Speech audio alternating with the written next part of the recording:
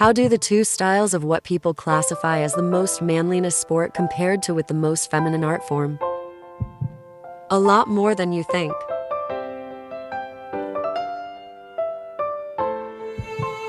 With both football and ballet, they have certain people to fill roles that help keep their teams have the show move smoothly. For the one who leads the show, the coach and artistic director. For the ones who make the movements and arrangements of the pieces, the choreographers and coordinators. Defensive coordinator, pass game coordinator, special teams coordinator. For the ones who make sure that everything is in its place precisely and how it should be, the stage manager and assistant stage managers and the crew chief and officials. The ones who make sure that every prop and equipment is in its place are the tech and athletic assistants. The highest ranks of the team are the prima dancer and the quarterback, who leads the team.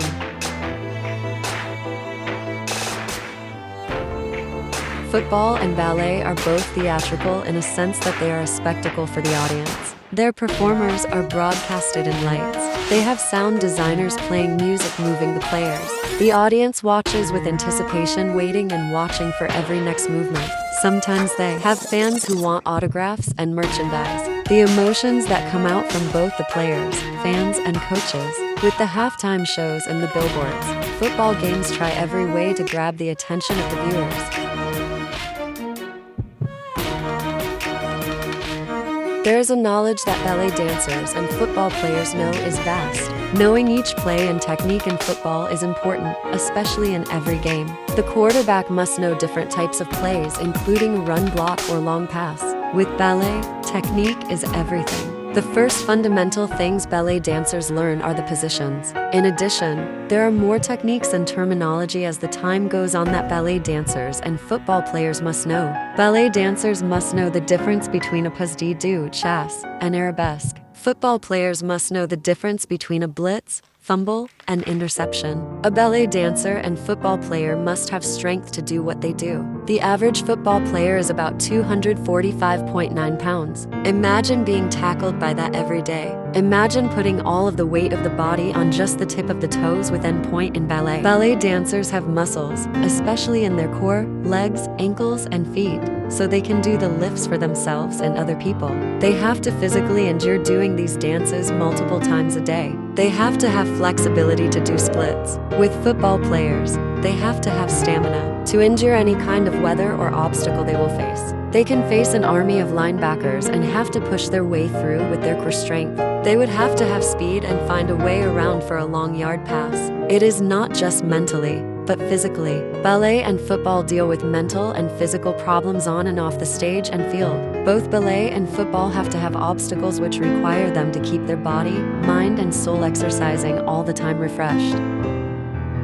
There is a sense of discipline that both dancers and football players must have. They are always working. Once they are on the field or stage, they are never stop working. Until they take off their tights, they never stop. They have to be stretching or warming up one way or another. They have to be focused on the right mindset. There are so many things that could go wrong in a game or show. With a quarterback, they have to find an opening, or they will be sacked. With a ballet dancer, they have to be prepared for a lift or they will be dropped. They have to have a sense of focus and know what they are going for.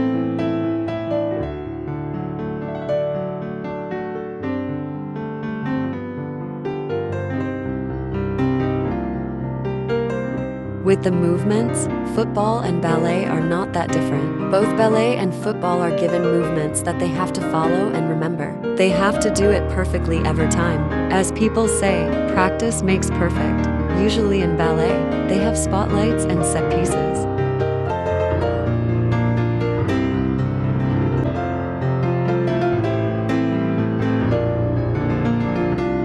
With the industry, both football and ballet are cutthroat. Only about 7.3% about high school football players go to NCAA college division, and out of that percentage, only 1.6% make it to the NFL. Even though they are a team, they still want to get ahead with recruiters. Football players can be cut for any reason. If they are a media problem, they can be cut for bad reputation for the team.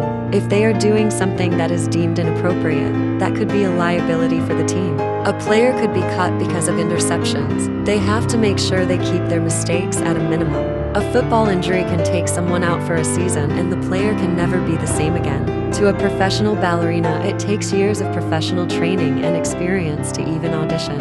It takes hours of time and effort. Most ballerinas start when they are 3 years old, and most professional ballerinas do not start at older ages because they cannot learn the techniques that are needed in their body in time. It takes 8 to 10 years of training every day to become a professional ballet dancer. The body dysmorphia, peer pressure, and extreme critiques face ballerinas every day from teachers, audience members, other ballerinas, and themselves. Even if they are mentally and physically prepared, it is still subjective based off of looks and the casting director. Only 3% of ballet dancers get cast. Both football players and dancers have to be at their best game, or they will be cut.